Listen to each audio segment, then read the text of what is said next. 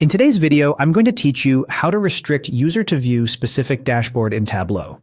To start, sign into your Tableau site and head to the main navigation. From there, click Explore. This is your content hub where all projects, workbooks, and dashboards are organized. We'll be working from here so we can control exactly who can and can't see a particular dashboard. Next, browse to the project that contains the dashboard you want to lock down and select it. Think of a project as a folder that holds your workbooks and views. Applying permissions at this level is powerful because it determines what users can see inside that space unless you set more specific rules on individual items. With the project open, look for the three dots, also called the More or Overflow menu. Click those three dots to reveal project-level actions and choose permissions.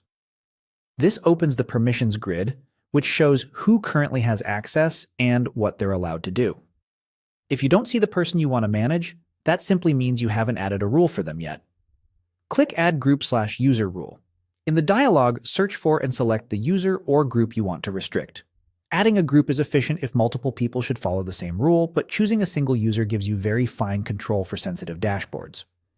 Once the user or group appears in the grid, focus on the View permission, represented by the eye icon. You'll see columns for different content types, such as workbooks and views. Double-click the cell under View until you see an X. That X explicitly denies viewing for that content type. This is important.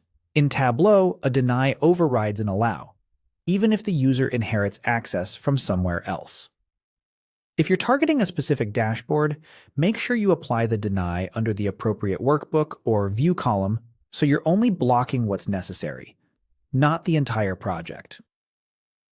Before you finish, take a quick look across the row to confirm there aren't unintended allows elsewhere. The goal is to be precise. Deny only what you need and leave other permissions unchanged. When you're confident the rule is correct, click Save. Your changes apply immediately, and the user will no longer be able to open that dashboard based on the deny you set. That's it.